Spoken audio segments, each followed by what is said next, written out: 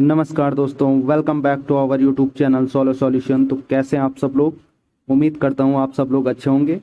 तो आज का जो सेशन है इसमें हम पढ़ने वाले हैं, सेकंड टॉपिक है आपका अम्ल, क्षारक एवं लवण। टाइटल नेम आपने पढ़ ही लिया होगा, ठीक है। तो इसको स्टार्ट करते हैं।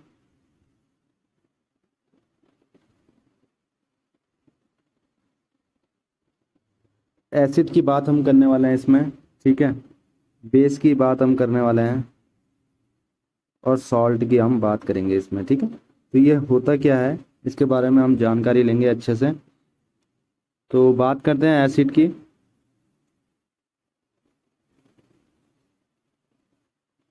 एक मिनट,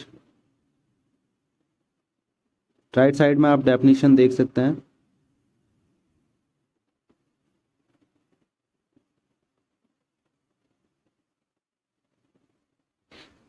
तो एसिड की अगर हम बात करें, अम्ल जिसे हम बोलते हैं, तो इसमें डेफिनेशन लिखी है कि वह पदार्थ जो H+ आयन देते हैं और अम्ल कहलाता है, ठीक है। और साथ में लिखा है जो नीले लिटमस पत्र को लाल कर देता है और इनका स्वाद जो है वो खट्टा होता है। अम्ल मुख्यतः दो प्रकार के होते हैं। तो एसिड जो बात करें, अगर हम एसिड की अगर हम बात करते हैं तो ये हमेशा क्या करते हैं, H+ आयन देते हैं। सबसे पहली बात तो ये H+ आयन देते हैं और इनका जो स्वाद होता है ना, जो इनका टेस्ट होता है वो हमेशा कैसा होता है, खट्टा होता है। टेस्ट खट्टा होगा तो वो आपका क्या कहलाता है, अम्ल कहलाता है। जैसे हम बात करें नींबू की बात करते हैं, ठीक है, संतरे की बात करें, तो ये सब क्या है, एसिड होते हैं, ठीक है। तो ये क्या करता है, अगर हम कोई लिटमस पत्र पेपर लेते हैं या पत्र लेते हैं तो ये नीले नीले को क्या कर देता है, रेड में कन्वर्ट कर देता है, या नीले लिटमस पत्र को लाल कर देता है। यही इसका सबसे बढ़िया मतलब सबसे मेन पॉइंट है। इसका जो प्रॉपर्टीज है ये है कि जो ये नीले लिटमस पत्र को क्या कर देता है, लाल कर देता है, ठीक है। इसके टाइप्स की अगर हम बात करें तो इसके टाइप्स मुख्यतः दो प्रकार के होते हैं। एक तो वो होता है आपका ऑर्गेनिक एसिड होता है, ऑर्गेनिक एसिड, और दूसरा होता है आपका इनऑर्गेनिक एसिड, ठीक है। अब ऑर्गेनिक और इनऑर्गेनिक क्या होता है इसको हम समझते हैं। अगर हम बात करें ऑर्गेनिक एसिड की, तो ये होता है कार्बनिक अम्ल में कार्बन विद्यमान होता है, ठीक है। इसमें हमेशा आपको क्या देखने को मिलेगा, कार्बनिक अम्ल में या ऑर्गेनिक एसिड में आपको कार्बन जो है वो हमेशा मौजूद मिलेगा। देखने को मिल सकता है। जैसे फॉर्मिक अम्ल की अगर हम बात करें या एसिटिक अम्ल की अगर हम बात करें, फॉर्मिक की अगर हम बात करें तो उसका होता है HCOH। तो इसमें आपको क्या देखने को मिल जाएगा, कार्बन देखने को मिल जाएगा, ठीक है। और अगर हम एसिटिक एसिड की बात करते हैं तो एसिटिक एसिड का जो रासायनिक सूत्र होता है वो CH3COOH होता है, ठीक है। तो इसमें भी आपको क्या देखने को मिल रहा है, कार्बन देखने को मिल रहा है। तो यही आपका अगर कार्बन किसी अम्ल में क्या होता है, विद्यमान होता है, या कार्बनिक अम्ल में कार्बन विद्यमान होता है तो उसे हम क्या कहते हैं, कार्बनिक एसिड कहते हैं, ठीक है। और अगर हम बात करें इनऑर्गेनिक की, तो पहले से रब कर लेते हैं जल्दी से। इनऑर्गेनिक की अगर हम बात करें,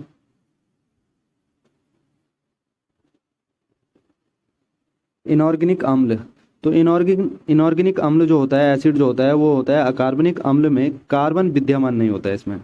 और इनऑर्गेनिक एसिड की अगर हम बात करें तो इसमें आपको कार्बन देखने को नहीं मिलेगा, ठीक है। इसमें कार्बन उपस्थित नहीं होता है। और अगर हम इसमें क्या करते हैं, अकार्बनिक अम्लों में अगर हम पानी अवशोषित करने का गुण जो है वो विद्यमान होता है। इसमें पानी जो होता है वो अवशोषित मतलब अवशोषित करने का, एब्जॉर्ब करने का क्या इसमें प्रॉपर्टीज होती है इसकी, ठीक है। जैसे अगर हम बात करें NaCl की, नमक की अगर हम बात करें, NaCl की, ठीक है, गंधक और सोने की अगर हम बात करें तो ये सब चीज़ आपकी क्या है, अगर मतलब यूरिया की भी हम बात करते हैं तो ये सब चीज़ें क्या है आपकी अकार्बनिक अम्ल है या इनऑर्गेनिक एसिड, आप इसको समझ सकते हैं।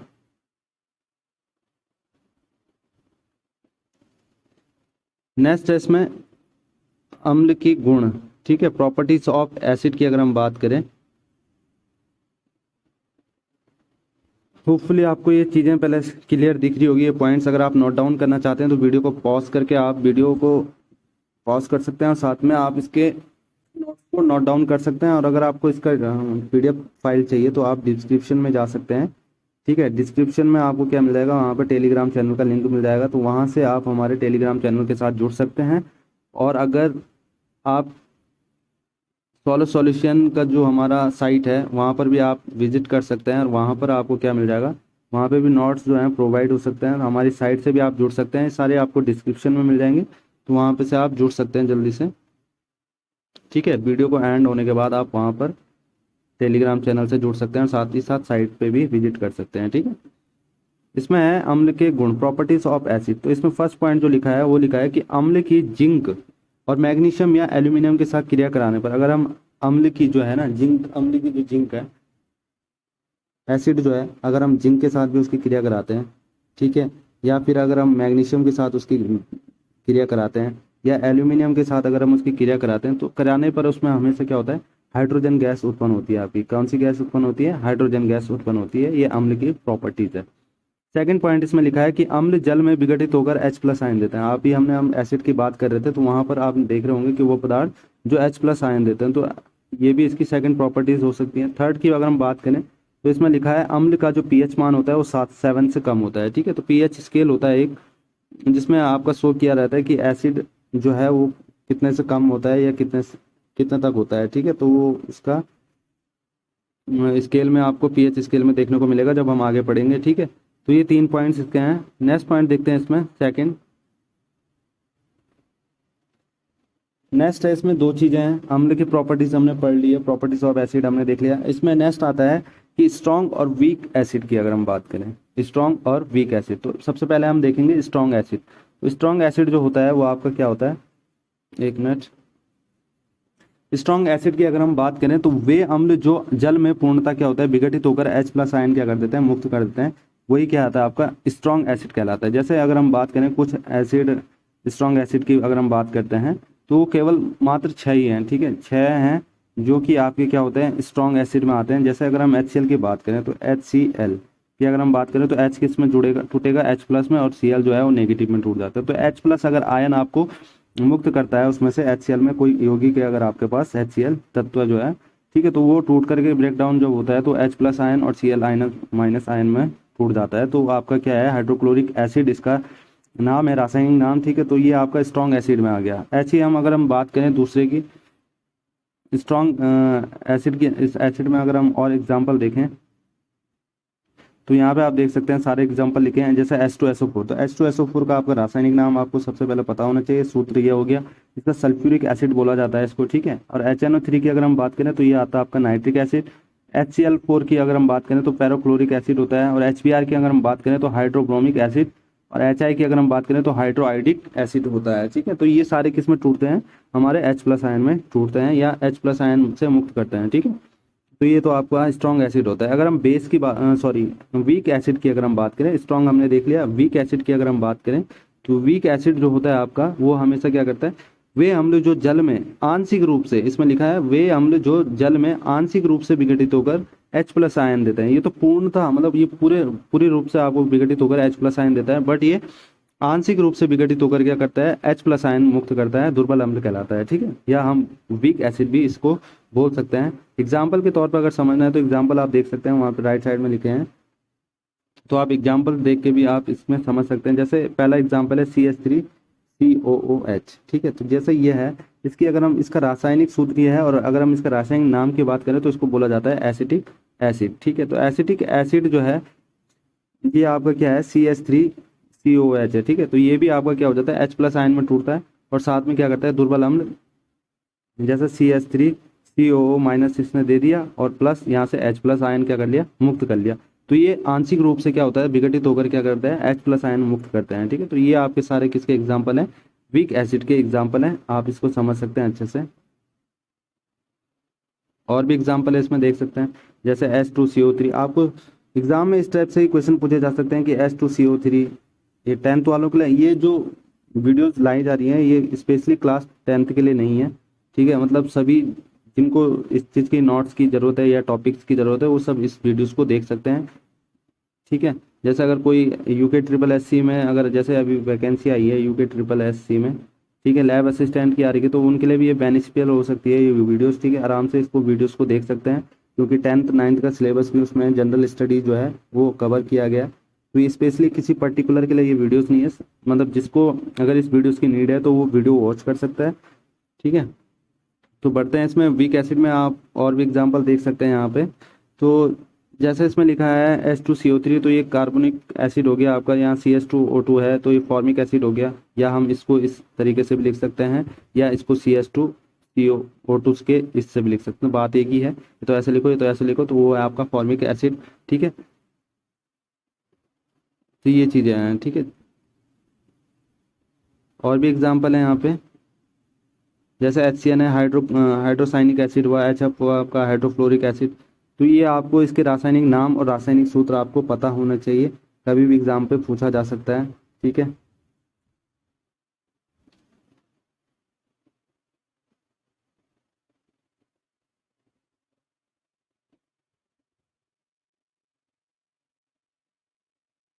नेक्स्ट देखते हैं, अगर हम क्षार की बात करते हैं इसमें, ठीक है, आपका ये हो गया इसमें।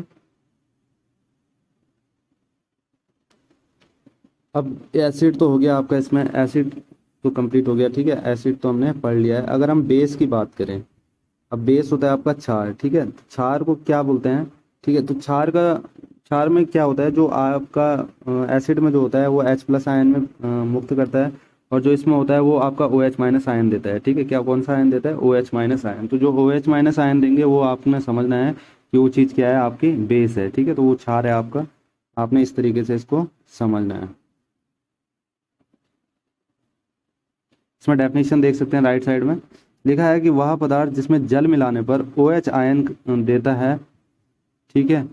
इनका स्वाद क्या होता है, इनका जो टेस्ट होता है हमेशा कैसा होता है, कड़वा होता है। कैसा होता है, कड़वा, ठीक है। तो क्षार का टेस्ट जो होता है वो कड़वा होता है, और ये लाल लिटमस पत्र को नीला कर देते हैं। वहां पर हमने एसिड में पढ़ा था कि नीले लिटमस पत्र को लाल कर देता है, और यहाँ पे उल्टा हो जाएगा उसका जस्ट, कि ये लाल लिटमस पत्र को क्या कर देता है, नीला कर देता है। क्षार कहलाता है आपका, बेस कहलाता है। कुछ प्रॉपर्टीज है क्षार की, तो हम देख लेते हैं। क्षार की प्रॉपर्टीज में इसमें लिखा है प्रॉपर्टीज ऑफ बेस। तो इसमें फर्स्ट पॉइंट है कि क्षार जल में विघटित होकर कौन सा आयन देते हैं बेटा, सॉरी, OH- आयन देते हैं, ठीक है। तो सेकंड है इसमें कि क्षार का जो pH मान होता है वो 7 से अधिक होता है, 7 से अधिक होता है pH स्केल, ठीक है। 7 से अधिक अगर हम देखेंगे तो वो आपका किस में कहलाएगा, क्षार कहलाता है, बेस कहलाता है, ठीक है। और अम्ल का जो होता है वो क्षार से 7 से कम होता है। नेक्स्ट है इसमें पॉइंट कि क्षार अधिकांश धनायन के साथ अभिक्रिया करके क्या कर देता है, हाइड्रोक्साइड अवक्षेपित कर देते हैं, ठीक है। तो अगर थर्ड पॉइंट की बात करें तो क्षार जो होता है वो धनायन के साथ क्या कर देता है, अभिक्रिया करके हाइड्रोक्साइड जो है वो अवक्षेपित कर देते हैं क्षार, ठीक है। जैसे अगर हम बात करें प्रबल एवं दुर्बल, अगर नेक्स्ट देखें हम इसमें प्रबल एवं दुर्बल क्षार, स्ट्रॉन्ग एंड वीक बेस की अगर हम बात करें, तो स्ट्रॉन्ग बेस में आपको क्या देखने को मिल सकता है, जैसे आपका कोई यौगिक है, इस पर आप कर लेते हैं पहले। जैसा आपका NaOH है, ठीक है, NaOH है आपके पास, ठीक। तो ये ब्रेक डाउन जब होगा तो ये किस में टूट जाएगा, Na+ में और प्लस OH- आयन में। तो OH- आयन से ही क्या करता है, मुक्त करता है। तो ये आपका क्या कहलाएगा, प्रबल क्षार कहलाएगा। इतना आपको पता हो गया, ठीक है। और आपको पता भी है कि क्षार जो है वो हमेशा OH- आयन देते हैं, ठीक। तो स्ट्रॉन्ग बेस में यही है कि अगर कोई यौगिक टूट करके अगर हम उसमें वाटर, अगर हम उसमें क्या कर रहे हैं, दो चीज़ों में टूट जाएगा, एक Na+ में, एक OH- आयन में ब्रेक डाउन हो जाता है, ठीक है। तो ये आपके किसके एग्जाम्पल है, प्रबल क्षार की बात करें हम, या तो स्ट्रॉन्ग बेस समझ सकते हैं इसको, ठीक है। इसमें लिखा है कि आवर्त सारणी में प्रथम दो वर्गों के तत्वों के हाइड्रोक्साइड प्रबल क्षार होते हैं, ठीक है। अगर हम आवर्त सारणी की बात करें, जब हम आगे चैप्टर में आवर्त सारणी पढ़ेंगे तो उसमें हम आपको समझा देंगे, ठीक है। तो आवर्त सारणी में क्या होता है, जो प्रथम के दो वर्ग होते हैं, जो वर्ग होते हैं उनके तत्वों को क्या करते हैं, हाइड्रोक्साइड प्रबल क्षार होते हैं। उसमें जो हाइड्रोक्साइड होते हैं वो क्या होते हैं, प्रबल क्षार होते हैं। नेक्स्ट देखते हैं इसमें, जैसे इसके एग्जाम्पल समझे, जैसे और भी हैं, ठीक है। अभी तो हमने सिर्फ NaOH की बात करी है कि जब ये ब्रेक डाउन होगा तो किसमें Na+ OH- आयन में टूटता है। जब हम इसकी बात करें बेरियम हाइड्रोक्साइड की अगर हम बात करते हैं, तो ये BaOH का होल ट्वाइस इसका रासायनिक सूत्र होता है। ये आपको पता होना चाहिए, रासायनिक नाम और रासायनिक सूत्र। CaOH का होल ट्वाइस की अगर हम बात करें, तो ये भी इसका क्या होता है, रासायनिक सूत्र होता है। तो ये भी इस तरीके से ब्रेक डाउन होंगे, जिस तरीके से Na+ और OH- आयन में टूटता है, वैसे ये भी टूटेंगे। तो ये सब आपके क्या है, एग्जाम्पल हैं आपके किसके, स्ट्रॉन्ग बेस के, ठीक है। अब हम स्ट्रॉन्ग वीक बेस की अगर हम बात करें, दुर्बल क्षार की अगर हम बात करते हैं, सेकंड पॉइंट देखते हैं इसमें।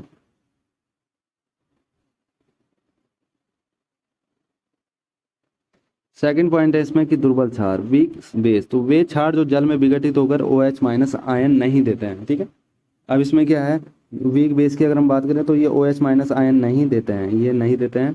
तो वो OH माइनस आयन क्यों नहीं देते हैं? जब तक उसमें क्या ना हो, जबकि इसमें मिले जल जो मिला हुआ जल होता है, जो इसमें जल मिलाया जाता है, उसमें से क्या होता है, OH minus ion break down होता है, ठीक है, ना कि उसमें से होगा। जैसे कोई सपोज एग्जाम्पल से और भी अच्छे से समझेंगे इसको। जैसे आपके पास ये है NH3 है और प्लस वाटर है, तो इसमें से अगर वो देखो, आपको पता चल रहा होगा कि OH minus ion break down नहीं हो सकता है, नहीं होगा ना, क्योंकि इसमें तो O तो है ही नहीं। वो जबकि क्या होता है, जो इसमें वाटर मिलाया जाता है उसमें से वो ब्रेक डाउन हो जाता है। तो आप यहाँ पे एग्जाम्पल देख सकते हैं, इसको समझ सकते हैं कि NH3 में क्या हुआ, यहाँ से जो H है वो इसमें चला गया NH3 में, ठीक है, तो यहाँ से ये NH4 अमोनिया मिल गया, और यहाँ से जो एक H निकल गया, तो यहाँ पे हमारे पास क्या बचेगा, सिर्फ OH माइनस आयन बचेगा। तो यही लिखा है कि वे क्षार जो जल में विघटित होकर OH माइनस आयन नहीं देते हैं, जबकि इसमें मिले जल में क्या होता है, OH माइनस आयन मुक्त होता है, ठीक है, जो जल मिलाते हैं हम उसमें, उसमें से ही क्या होता है आपका OH माइनस आयन में ब्रेक डाउन हो जाता है। तो ये चीज़ थी आपकी वीक बेस की बात कर रहे थे हम, ठीक है। नेक्स्ट है, इसमें और भी एग्जांपल देख सकते हैं, आपके पास NH3 है, अमोनिया हो गया, या CH3NH2 का होल एन, ठीक है, डाई एथाइल एमीन हो गया, ठीक है, आपके पास CH3NH2 हो गया, मिथाइल एमीन हो गया, आपके पास NaHCO3 हो गया, सोडियम बाइकार्बोनेट हो सकता है, ठीक है। तो ये सब आपके रासायनिक नाम और रासायनिक सूत्र आपको पता होने चाहिए।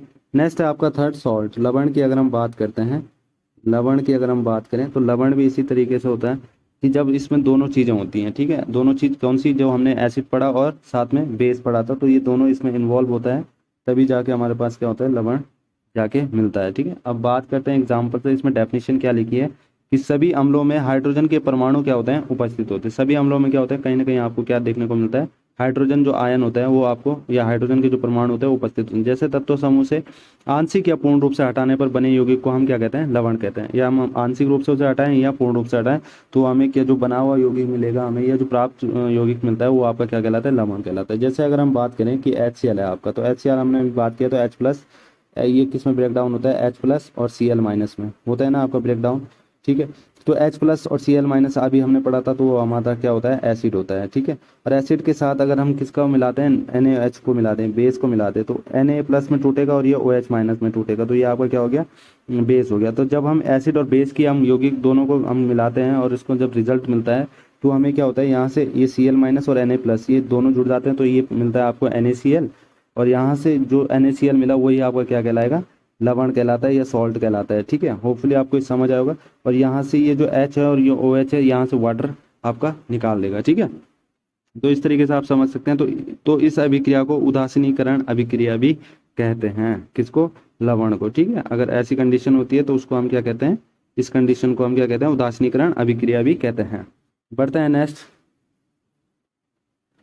नेक्स्ट है इसमें pH स्केल। तो pH स्केल की अगर हम बात करें तो pH स्केल होता क्या है, pH स्केल हमने बात करा था, इसमें तीन चीज़ होती है। आपका सेंटर में जो होता है वो आपका 7 pH मान होता है, और जो इससे यहाँ कम होता है वो आपका एसिड में आ जाता है, और जो इससे अधिक होता है वो आपका किस में आ जाता है, बेस में आ जाता है। अभी हमने पढ़ा ना, तो बेस का जो pH मान होता है वो 7 से अधिक होता है, और 7 से कम जो होता है वो आपका एसिड का मान होता है, pH मान, ठीक है। तो इसमें समझते हैं आगे। इसमें लिखा है pH scale power of hydrogen, इसकी pH की जो फुल फॉर्म है वो पावर ऑफ हाइड्रोजन बोला जाता है इसको, ठीक है। इसमें लिखा है कि pH मान किसी भी 1 बिलियन या वस्तु में उपस्थित हाइड्रोजन आयन की सांद्रता को दर्शाता है, या उसकी प्रकृति बता सकते हैं कि वह अम्ल है या क्षार है। pH इसमें स्केल में हम यही देख सकते हैं, वो या तो उसकी प्रकृति डिनोट कर सकते हैं, नेचर कैसा है, अम्ल है, एसिड है या बेस है, ठीक है। तो ये हम इस pH स्केल से पता लगा सकते हैं। तो जैसे जिस बिलियन या पदार्थों में जितने कम हाइड्रोजन के आयन होंगे, अब कोई भी बिलियन है आपके पास, सपोज इसमें कोई बिलियन है, इसमें भी कोई भी बिलियन है अगर आपके पास, ठीक है, तो उसमें जितने भी पदार्थ, जितने भी कम अगर हाइड्रोजन होंगे, वो आपको मतलब जितने कम हाइड्रोजन के आयन होंगे, उस गोल की pH वैल्यू उतनी अधिक होगी। हाइड्रोजन की अगर संख्या कम होगी तो वहाँ पर क्या होगी, आपकी pH जो वैल्यू होगी वो ज़्यादा होगी। और किसी बिलियन का अगर pH मान 7 से कम है तो वो कैसा होता है, आपका अम्लीय प्रकृति का होता है। और यदि किसी बिलियन का pH मान 7 है तो वो आपका उदासीनी प्रकृति का होता है, उदासीनीकरण का, ठीक है। और यदि किसी बिलियन का pH मान 7 से अधिक है तो वो आपका क्षारीय प्रकृति का होगा। अभी हमने बात करी है, अगर 0 से 6.9 तक होता है वो आपका एसिड कहलाता है, और 7 पॉइंट पे अगर होता है तो वो न्यूट्रल आ जाता है आपका, और 7.1 से 14.0 तक आता है तो आपका बेस में आ जाता है आपका। तो ये चीज़ें हैं आपकी पीएच स्केल में कि कितने से कितने पॉइंट तक आपका एसिड होगा, कितने कितने पॉइंट तक आपका बेस, और कितने से कितने पॉइंट तक आपका उदासीनीकरण, या आप बोल सकते हैं न्यूट्रल। ठीक है, तो ये चीज़ें हैं आपकी पीएच स्केल। नेक्स्ट बढ़ते हैं, इसमें नेक्स्ट पॉइंट देखते हैं। नोट मार के इसमें लिखे हैं कुछ पॉइंट्स कि इस स्केल में 0 से लेकर 14 तक के अंक होते हैं। ठीक है, कोई ये जो पीएच स्केल होता है, सेंटर यहाँ पे 7 होता है, और यहाँ पे आपका बेस होता है, और यहाँ पे आपका एसिड होता है। ठीक है, तो ये पीएच स्केल होता है कुछ इसमें से इस तरीके से डिनोट करे रहते हैं इसमें। ठीक है, तो इसमें क्या होता है कि अगर जैसे ताप के बढ़ाने पर पीएच मान घटता है, अगर टेम्परेचर बढ़ाया जाएगा तो उसका पीएच मान जो है वो हमेशा घटता रहेगा। और शुद्ध जल का जो पीएच मान होता है वो आपका शून्य, तो गलत है इसमें शायद, आई थिंक। ठीक है, जल का वो 7 होता है। ठीक है, शुद्ध जल की अगर हम बात करें तो वो आपका पीएच मान जो होगा वो 0 होता है, इसमें लिखा है। नेक्स्ट है इसमें पीएच पैमाने की जो खोज की है। अब नेक्स्ट पॉइंट, इंपॉर्टेंट जो पॉइंट है इसमें, कार्लसबर्ग। ठीक है, पीएच पैमाने की जो खोज करी है, इसकी स्केल की जो खोज करी है वो कार्लसबर्ग लेबोरेटरी के एक डेनिश रसायन शास्त्री सोरेन सोरेनसन ने 1909 में किया था। ठीक है, तो आपके कार्लसबर्ग लेबोरेटरी जो थी, ठीक है, उसमें एक डेनिश रसायन शास्त्री थे जिनका नाम था सोरेनसन। उन्होंने 1909 में क्या करी है, पीएच स्केल की क्या करी है, पैमाने की खोज करी है। तो कुछ पीएच मान है, तो उसमें से आपको बताना है, या हम देख सकते हैं कि जो इम्पोर्टेंट है आने वाले एग्जाम या आगामी परीक्षाओं के लिए। तो जैसे स्टोमक एसिड है, तो पेट का अम्ल की अगर हम बात करें तो वो आपका 1 होता है, तो वो क्या आता है आपका एसिड में आता है। ठीक है, नींबू की बात करें, नींबू खट्टा होता है तो ये भी आपका एसिड में आता है, और आपको पता होना चाहिए कि उसकी वैल्यू कितनी होती है। तो 1.8 से लेकर 2 तक के बीच में आपका नींबू का होता है पीएच मान। ठीक है, टमाटर की बात करें वो 4 का होता है, कॉफ़ी की बात करें 5 होता है। ऐसी नॉर्मल एसिड रेन अम्ल वर्षा की अगर हम बात करें तो 4.0 से समथिंग 5.6, मतलब उससे कम होता है, 5.6 से कम होता है। ठीक है, अगर नॉर्मल बारिश की बात करें तो 4.0 समथिंग होता है, और एसिड रेन की अगर हम बात करें तो 5.6 से लगभग क्या होता है, कम होता है। यूरिन की अगर हम बात करें तो वो 6 पे होता है। मानव लार की अगर हम ग्रंथि की बात करें, सलाइवा की, तो वो आपका 6.5 उसका पीएच मान होता है।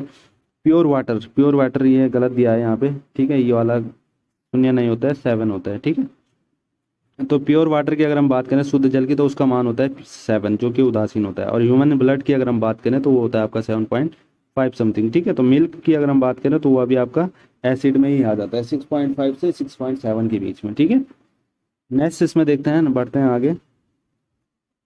विरंजक चूर्ण, तो आपको इसके पहले तो रासायनिक नाम पता होना चाहिए कि इसका रासायनिक नाम होता क्या है। विरंजक चूर्ण की अगर हम बात करें, CaOCl2, कैल्शियम क्लोराइड भी बोला जाता है जिसे। ठीक है, तो जैसे अगर हम CaOH का होल ट्वाइस है, अगर ये आपके पास बुझा हुआ चूना है, आपको इसका सूत्र पता होना चाहिए बुझे हुए चूने का।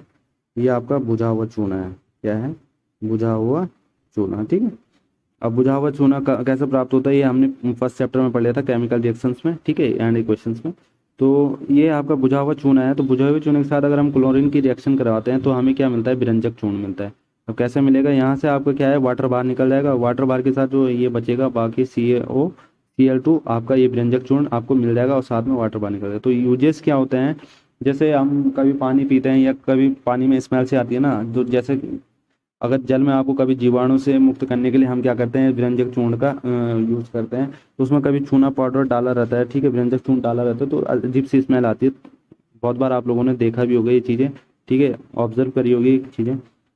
सेकंड पॉइंट है इसमें कि कई रासायनिक उद्योगों में जैसे उपचार के रूप में या दाग धब्बे के रूप में इसका क्या किया जाता है, उपचार किया जाता है विरंजक चूर्ण का। ठीक है, नेक्स्ट है इसमें बेकिंग सोडा की अगर हम बात करें तो इसका आपको रासायनिक सूत्र और रासायनिक नाम पता होना चाहिए। जैसे बेकिंग सोडा की अगर हम बात करें तो इसका रासायनिक सूत्र जो होता है वो होता है आपका NaHCO3।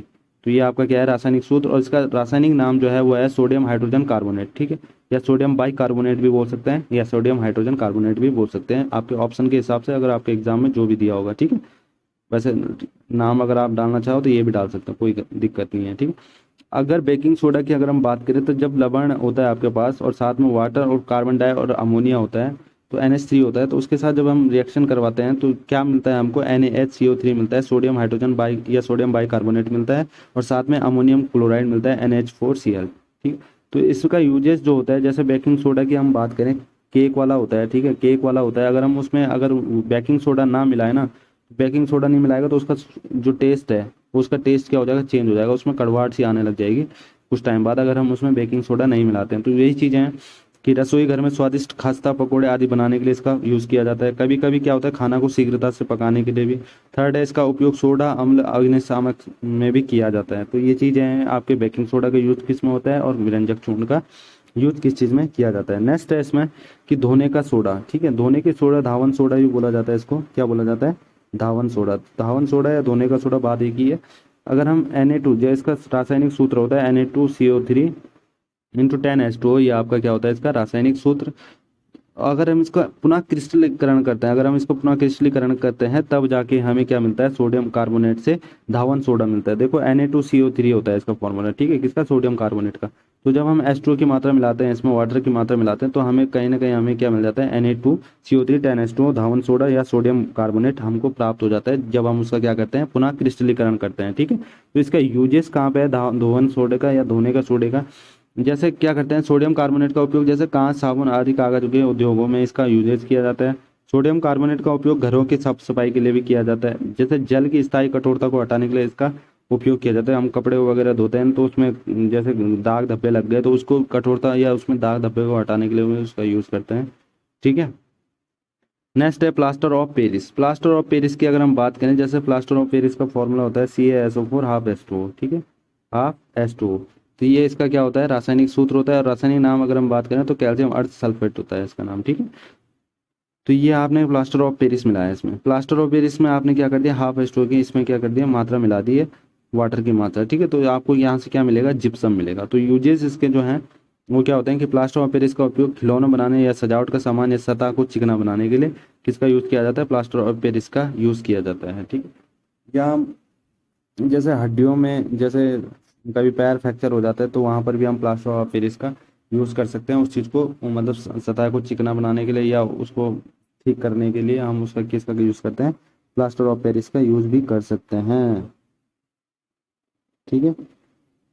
डॉक्टरों के द्वारा भी ये क्या होता है, हड्डियों को जैसे जोड़ने के लिए इन चीज़ों का क्या किया जाता है, यूज़ किया जाता है, ठीक है। तो अगर आप चैनल पर फर्स्ट टाइम आए हैं तो चैनल को आप सब्सक्राइब कर सकते हैं, साथ ही साथ बेल आइकन जरूर प्रेस करें जिससे कि हमारी न्यू वीडियो का नोटिफिकेशन सबसे पहले आपको देखने को मिले, ठीक है। और इसी तरीके से हमें सपोर्ट करें और वीडियो को ज़्यादा से ज़्यादा शेयर करने की कोशिश करें अगर आपको ये वीडियो पसंद आई है। तो मिलते हैं नेक्स्ट वीडियो में। Thank you so much, love you to all. और बाकी की चीज़ें जो मैंने आपको बताई हैं वो आपको डिस्क्रिप्शन में मिल जाएगी। डिस्क्रिप्शन में आप हमारे टेलीग्राम चैनल से भी जुड़ सकते हैं और साथ ही साथ अगर आपको हमारे फेसबुक पेज पे भी जाना है तो फेसबुक पेज का भी लिंक आपको डिस्क्रिप्शन में मिल जाएगा। साथ ही साथ अगर आप हमारी साइट पर विजिट करना चाहते हैं तो solosolution.net पे आप विजिट कर सकते हैं, ठीक है। वहाँ पे आपको नोट्स मिल जाएंगे और टेलीग्राम पे भी आपको नोट्स देखने को मिल जाएंगे, ठीक। तो मिलते हैं नेक्स्ट वीडियो में। Thank you so much, love you to all.